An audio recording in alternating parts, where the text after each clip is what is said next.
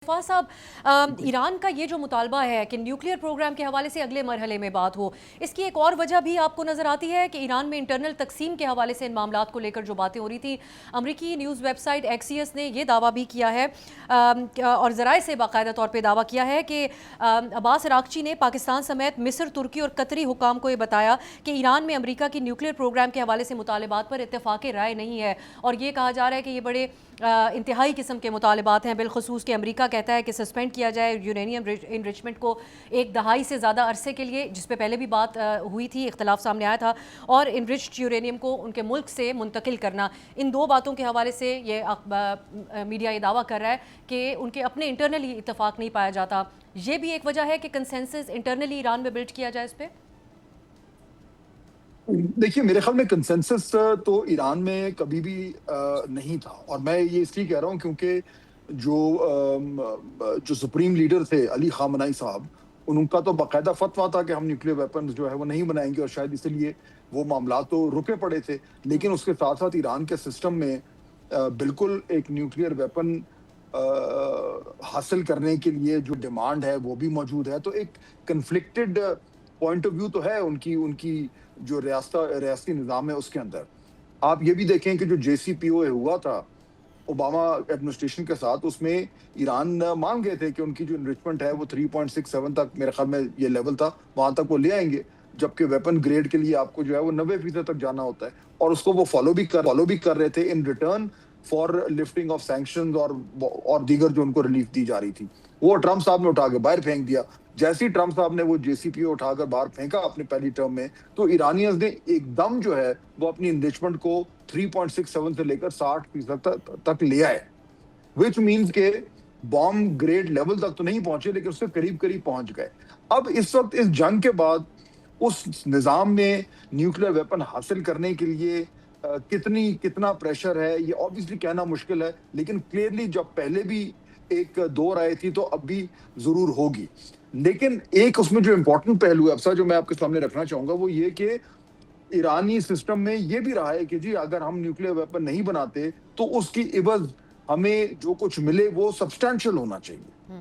और यही वजह है कि मेरे ख्याल में अभी भी शायद ऐन मुमकिन है कि ईरान वो सब कुछ मान जाए जो पहले JCPOA में वो मान चुके थे ऑलरेडी, लेकिन उसके इवज अब वो प्राइस ज्यादा लेंगे बिकॉज उनकी सूरत हाल बेहतर है। तो इसलिए जो ये बात हो रही है कि रूस में, जहां पे अरागची साहब की व्लादिमीर पुतिन जो सदर है रूस के, उनसे मुलाकात हुई है, कि अगर अल्टीमेटली कोई ऐसी डील होती है कि वो इनरिच्ड यूरेनियम जो है वो मुल्क से बाहर जाने पे आमादा होते हैं, तो ऐन मुमकिन है कि वो ये कहें कि रूस के पास हम रखा देते हैं। अब अगेन ये क्या असर आई है ऑब्वियसली कोई खबर तो नहीं है, लेकिन मेरे ख्याल में ये बात जरूर है कि इस बारी न्यूक्लियर प्रोग्राम पे कॉम्प्रोमाइज करने के लिए ईरान जो है वो एक बहुत भारी प्राइस अमेरिका से लेगा।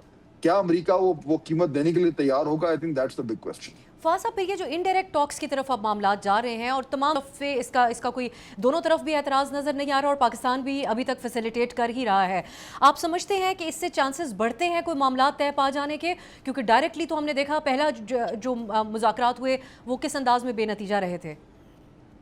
देखिए अब सब मेरे ख्याल में तो ये एक्चुअली अच्छी बात है, क्योंकि ये ना अमेरिका और ईरान अफोर्ड कर सकते हैं, और ना ही हमें ही करना चाहिए कि एक और राउंड ऑफ टॉक्स हो और उसमें से भी कोई नतीजा ना निकले।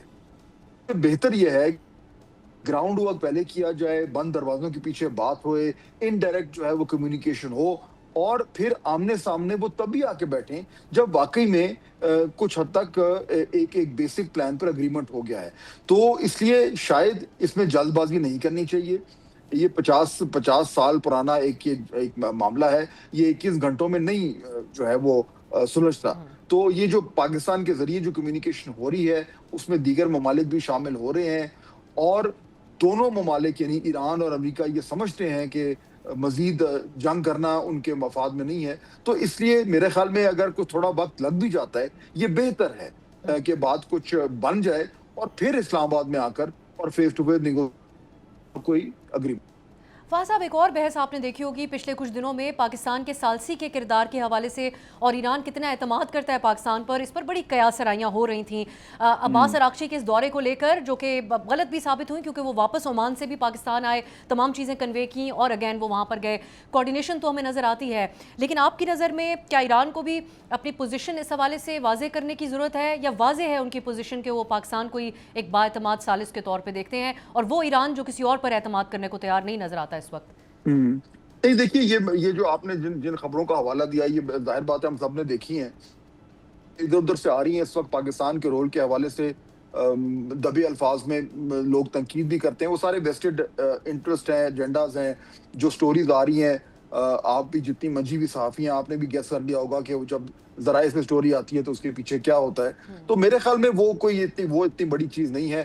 ایران پاکستان کی جو اس وقت پوزیشن ہے وہ یونیک ہے، اور وہ اس وقت کسی بھی ملک کے پاس نہیں ہے. وہ کسی کو اچھا لگے برا لگے، تو فیکٹ ہے کہ اگر امن معاہدہ ہونا ہے تو وہ پاکستان کے تھرو ہی ہونا ہے.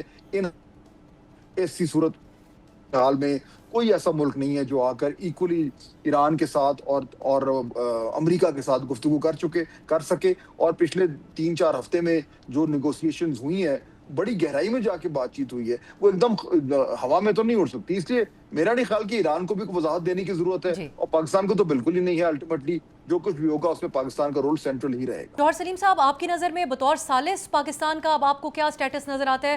جب بات چیت انڈائریکٹلی ہو رہی ہے، وہ پاکستان ہی کنوے کر رہا ہے، لیکن ہم اسی پوزیشن میں دیکھتے ہیں پاکستان کے رول کو بطور ثالث. وہ صحافی جن کی پریزیڈنٹ ٹرمپ سے بھی ڈائریکٹ بات ہوتی رہی ہے پچھلے انہوں نے بھی فارمیٹ سے ہم نہیں ہوتے.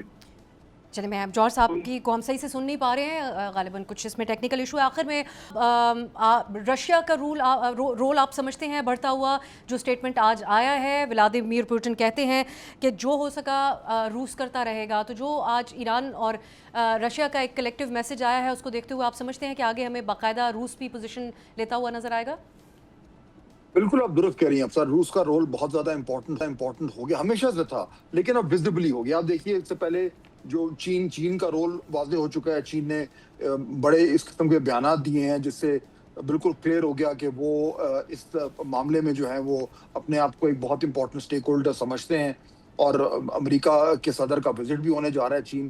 روس کے حوالے سے کہا جا رہا تھا کہ وہ بیہائنڈ دا سینز جو ہے وہ معاملات کو دیکھ رہے تھے، اور ایران کی سپورٹ میں وہ جو بھی انہوں نے کرنا تھا وہ کر رہے تھے. لیکن اب کیونکہ یہ وزٹ ہو گیا ہے عراقچی صاحب کا، تو بالکل کلیئرلی روس ایک بہت اہم سٹیک ہولڈر ہے، اور اس کا اس سفارت کاری کا جو عمل ہے اس میں شامل ہونے سے مطلب یہ ہے کہ اب جو بھی پلان بنے گا یا کوئی بھی جو بھی انیشیٹو اب ایران کی طرف سے سامنے آئے گا، اس کو اگر روس کی اور چین کی بیکنگ ہے تو اس کا جو وزن ہے وہ بہت زیادہ بڑھ جائے گا. اور شاید کوشش یہی کی جا رہی ہے کہ اب اس باری جو پلان امریکہ کے سامنے رکھا جائے اس کے پیچھے اتنی زیادہ ڈپلومیٹک بیکنگ ہو کہ امریکہ کو اس پہ تنقید کرنا جو ہے وہ قدرن مشکل ہو، اور اس میں روس کا رول جو ہے وہ بہت زیادہ اہم ہے. سبسکرائب کریں اور بیل دبائیں تاکہ کوئی خبر رہ نہ جائے.